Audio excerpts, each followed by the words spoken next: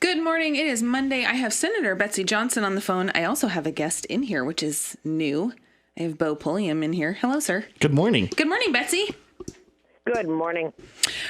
So, big news, and I think we've talked about it off and on here on the radio with the commissioners when they come in.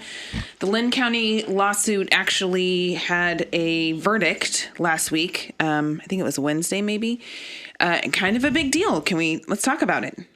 Sure, it was a huge deal, and one of the lawyers on the case on behalf of the plaintiffs is a good friend of mine. He called me about an hour after the verdict, along with Roger Nyquist, who is a county commissioner, one of the people heavily involved in the suit, and they were over the moon. It hadn't been 2 hours before their call that I was saying to colleagues in the legislature, the state's going to lose this case. Mm-hmm. There were, I don't know how many motions filed, maybe as many as 40, and the state had lost virtually all of them. And, these are the same DOJ attorneys that advised the governor, everything's going to be okay with PERS. I was not surprised that we lost. And so what this case is about, just to bring people up to speed, is that back in the 40s, the 15 counties that had timberland turned them over to the state, and this is an incredibly simplistic explanation, but turned them over to the state to manage for the greatest permanent value. And at that time, it was defined as revenue to the counties in order to pay for county services. And over time, as the rules changed about how the state forests were managed and there was less and less timber cut, the counties finally went to the state and said, we have a contract. You're supposed to be giving us money. You're not managing these in the way that we all agreed all those many years ago. And we are suing you to enforce a contract right. You promised you were going to do certain things. You haven't done them. We're now suing you on the contract. And so it had nothing to do with environmental management or setting timber policy. It was, did you, state of Oregon, keep up your end of the contract with these counties? Now, what happened was that a class was formed because this is a class action lawsuit. So it involved the counties, and it also involved school districts and special districts within the counties. Clatsop County, in one of the dumbest moves they possibly could have pulled, took themselves out of the lawsuit. This is the county itself, Clatsop County. I had called the chair and begged him not to do this. And he said, if there's a settlement, we'll be included even if we're not part of the lawsuit. Well, not true. 2 of the commissioners voted against pulling out, Commissioner Clement and Commissioner Thompson. 3 voted to pull out, and they did. And Clatsop County's share of this lawsuit is going to be somewhere close to $280 million. And Clatsop County will not be participatory. Other than that, the special districts within the county will be. Tillamook County's share is deep into $300 million. And so it's going to be transformational. Now, before anybody starts going down to the mailbox to look for their check, I presume that the state of Oregon, if they haven't filed an appeal already, they will be shortly. My advice would be the state ought to try to settle this. The state has the opportunity to settle it even after a jury verdict. They could settle it. The amount that was awarded, and I want to just say this number because it is a dramatic number. It's 1,065,919,400.00. Wow. It's $1,065,000,000. Wow. It will accrue interest at a rate of 9%. Oh. So let me put this in perspective. Every day that suit doesn't settle is about $280,000. That makes it real. I mean, people can't imagine what $1 billion is, but they can sure understand 285,000, and that's the rough math for the daily cost of interest. So I think the state would be very wise to accept a settlement offer. What will happen is that the class will get together, all of these various districts, and again, I'm simplifying this, there are about 151, two of them. They all have standing. They can get together and decide if they would like to settle this. The state would be wise to settle it because the state's Department of Justice hasn't served them very well. I think the state is counting on the Court of Appeals reversing the verdict, but this is a jury verdict, and the state does not have a great track record going into the appeal process. How is the state even going to pay that? Well, that's a good question. A structured settlement could draw it out over a number of years so that it wasn't $1 billion all in one lump sum. The amount could be reduced. There could be that could be in exchange for policy adjustments, like maybe we cut some more timber.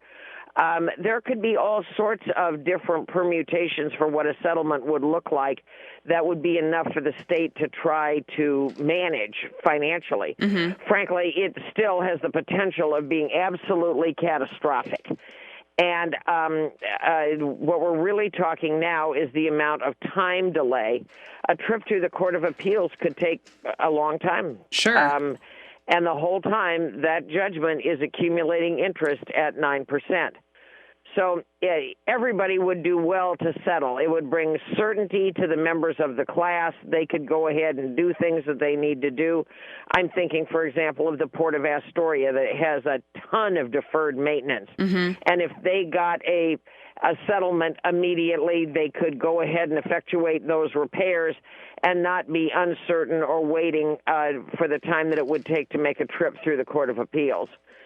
And it could conceivably go on past the Court of Appeals. So everybody, I think, would be wise to settle.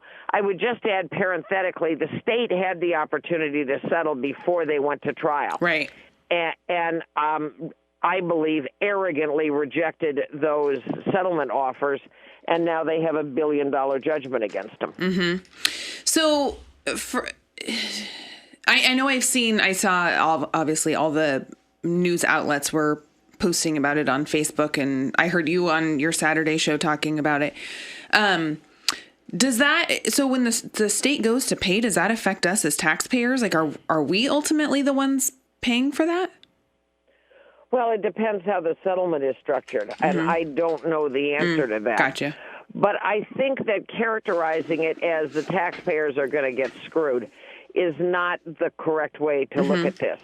The correct way to look at it is if the state had kept their deal, this would not have happened. Right. And if the state had kept their deal, the counties that were affected, and there are 15 that are the trust land counties, 14 minus Clatsop, that the counties would have had adequate resources to fund services. It would have been a whole different ballgame. And so I look at it not so much as, gee, we're going to be carving this out of the taxpayers for the benefit of these 14 counties and special districts. I see this as the tragedy of the state not honoring their contractual obligations. Sure. Yeah, it's going to be interesting. I mean, could I just live off of one day's worth of interest? I'll just take 1 day's worth of interest and I'll live off of that. You could go buy a house for every day's worth of interest. For real? Yeah. I mean, a nice house, not a really nice house. You can buy a really nice house. Yep, for sure. So like I mentioned, I always listen to you on Saturday mornings. Your show, which is held. I think it's 9 o'clock on 105.5. I generally get in the car between like 9 and 9:15.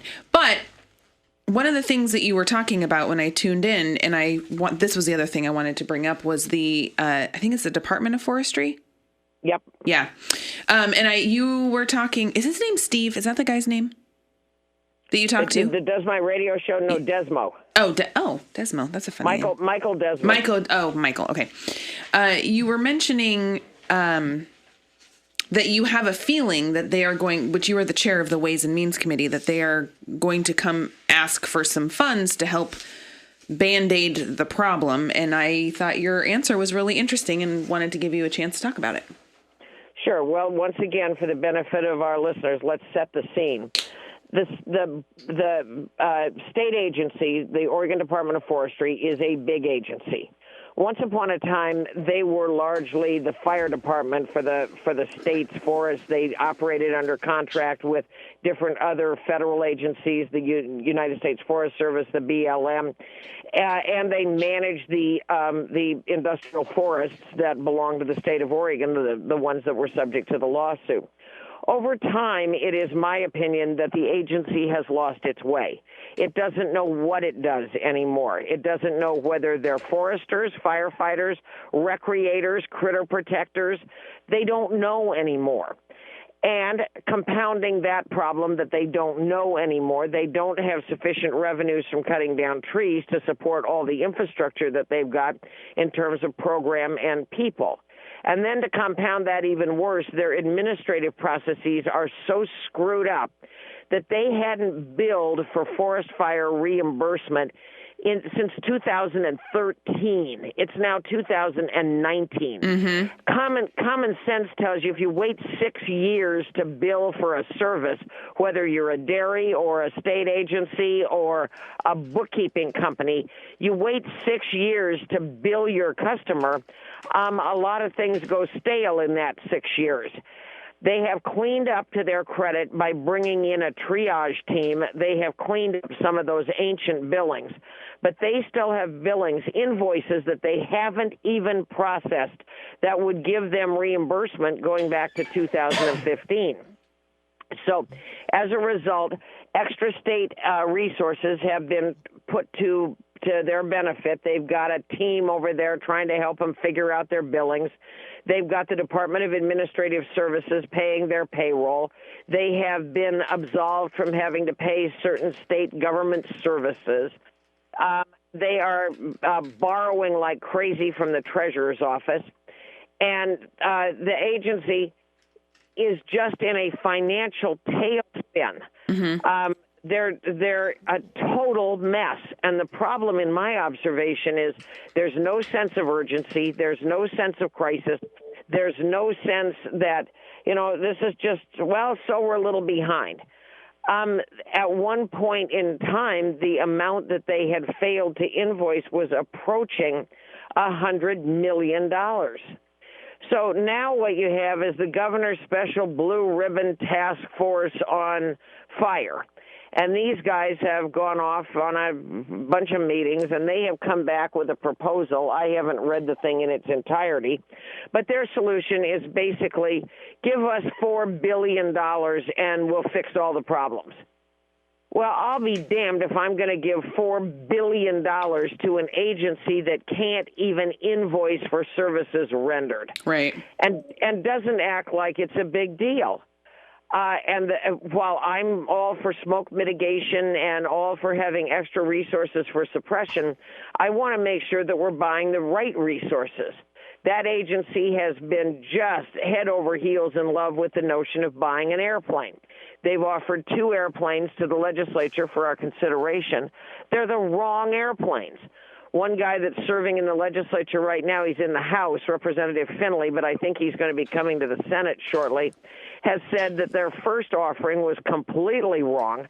And the second airplane that they wanted to acquire was one of only 2 Polish aircraft in the United States that I think it was the Department of Forestry in the state of Colorado or Arizona was trying to get rid of. It only had 300 hours of flight time on it. It makes one ask if the other jurisdiction is getting rid of an airplane with only 300 hours on it, what's wrong? Mm-hmm. And where do you have to go to get spare parts? Are we going to be calling Poland to get spare parts? I mean, it's just like, come on, guys, get your thinking caps on. And I think some of them there close their eyes and think they could look just like California Fire, Cal Fire. Cal Fire serves 40 million people. Mm-hmm. The Oregon Department of Forestry serves 4 million. Mm-hmm. Spreading the cost of some of this stuff over 4 million versus 40, I mean, you can do the math. But make no mistake, I am absolutely supportive of the crews that are out there on initial attack. We have earned, and I mean earned, a formidable reputation for initial attack, which means that as soon as there is any indication of a fire, like lightning, we're on it right away. And most of the fires get put out in less than 10 acres. That is not the federal government's philosophy. They let stuff burn until it's huge. I remember standing in Mark Labhart's living room over in Sisters in his beautiful new house, looking at a fire up against the Cascade Range. And it was just a couple of little whiffs of smoke. And Labhart and I were talking about, well, gee, with a couple of Jet Ranger helicopters and a couple of buckets, we could go put that out right away. The feds let it go until I think it ended up at 40,000 acres. So I think that we need to make sure we've got adequate resources for firefighting, but they've got to be the right resources. They've got to be boots on the ground. They've got to be properly trained. They've got to be properly supervised. And what we need to do more seriously than even that is to clean up the administrative mess that is the Department of Forestry. Yeah. Go ahead. Did you have something you want to say? I think we should take a quick break. Oh, can I ask you a question really quick? Sure. I'll let you do that right at the very end. Okay. He's very excited to read the commercial. I am very excited. So one of the things that you mentioned on Saturday that I thought was interesting was that, because there's a board, right? The Board of Forestry? Correct. Yeah. That they seemingly had no idea that there was an administrative accounting issue.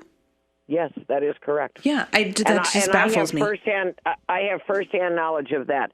When it appeared at the end of the session that forestry was literally within hours of defaulting on a $50 million line of credit, I called the chair of the Board of Forestry and said, "You talked to the state forester recently?" "Oh, yeah. What'd you talk about?"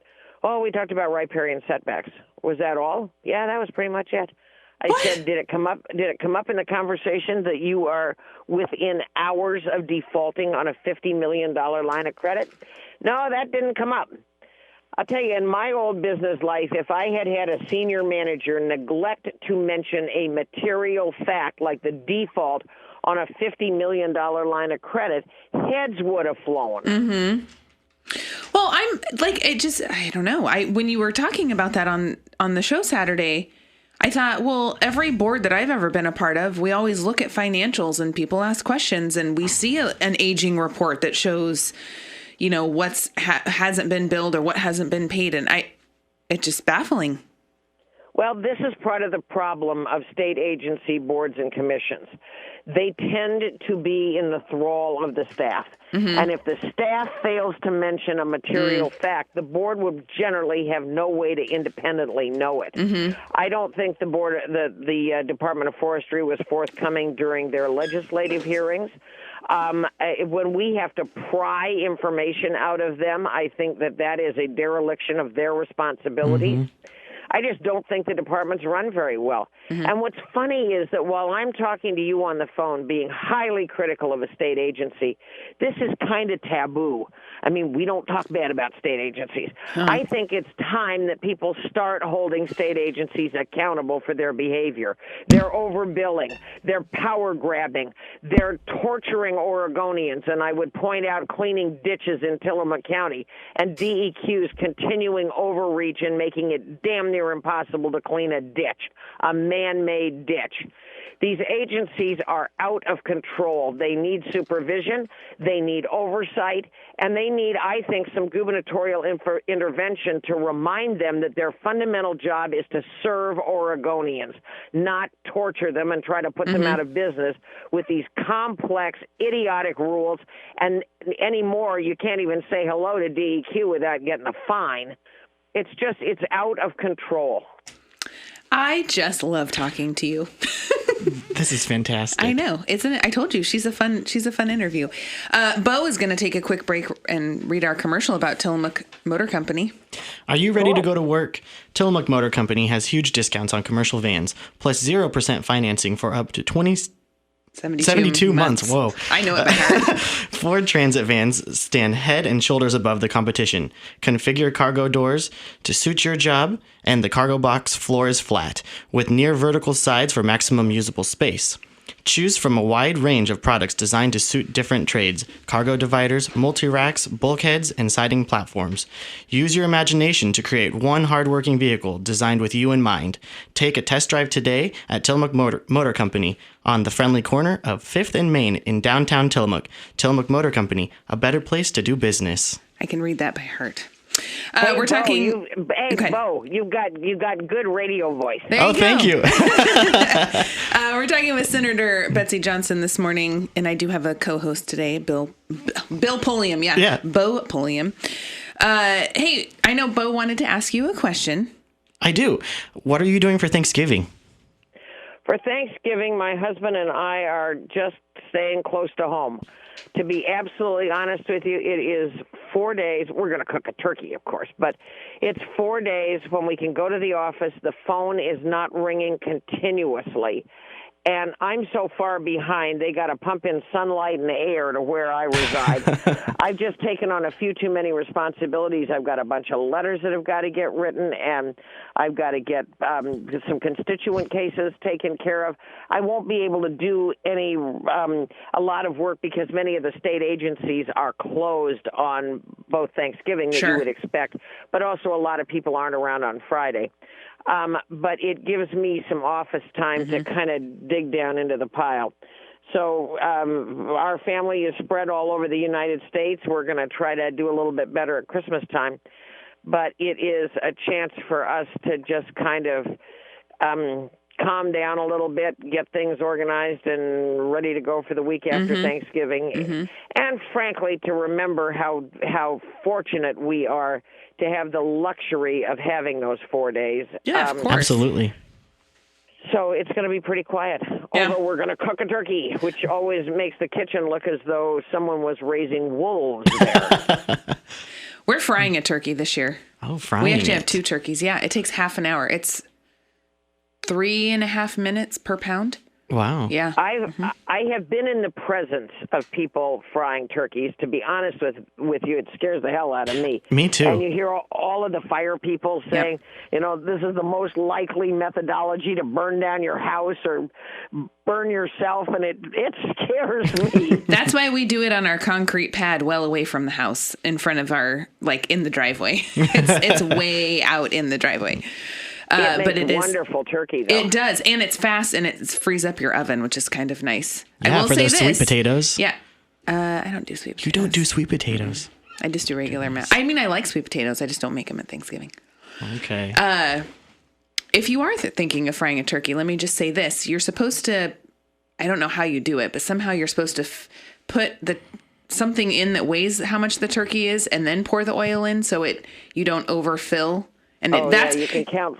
Yeah, because that's how people burn is they put the turkey in and it's too full and it splashes over and then their deck catches on fire. So I've seen those videos. Hey, thanks, Betsy, for calling in this morning. Happy Thanksgiving. Well, thank you for letting me vent. And again, happy Thanksgiving to you. I just look around me. I happen to be parked in downtown Portland this morning. I couldn't do you guys and make it into Portland. But it's a beautiful day here, and I'm looking at people coming and going inside. I'm in a grocery store parking lot, as a matter of fact. I just took refuge here. But I'm watching people coming and going, and I think of all the bounty of this country, and while things appear to be in total turmoil, we ought to be all so thankful for the bounty that God has given all of us and for living in this wonderful country. I mean, just remember, we're the place that people flee to. Right. Regardless of the amount of turmoil we've got, it's the place people want to come for the bounty of the blessings that we have being Americans. It's all about your perspective. Absolutely. Let's see. Tomorrow, Sarah Charlton will be here talking about the Tillamook County Library. Don't forget, Senior Meals, 11:30 at St. Mary by the Sea in Rockaway Beach every Monday, Wednesday, and Friday. Also noon every weekday at the Kiowanda Community Center in Pacific City, as well as the Tillamook Senior Center at 4th and Stillwell. Cost is $3 for seniors and $6.75 for everyone else. Tomorrow night is the Schooner's Bake Sale from 4 to 7 at the Schooner and the Upstairs Bar and Grill. Thursday is their Thanksgiving, and the Schooner is once again holding... Yeah, Thursday is Thanksgiving. The Schooner is once again holding their annual benefit Thanksgiving dinner. That starts at 11. That is also being held at the Upstairs Bar and Grill. Reservations are strongly suggested, 815-9900. All proceeds benefit the Oregon Food Bank. On Friday, Rockaway Beach is having their tree lighting and holiday sale. They'll have refreshments, caroling. Santa will be arriving by train at 6:30. There will also be a gift fair from 10 to 5 at the Rockaway Beach Civic Facility. And there's lots of stuff happening on Saturday.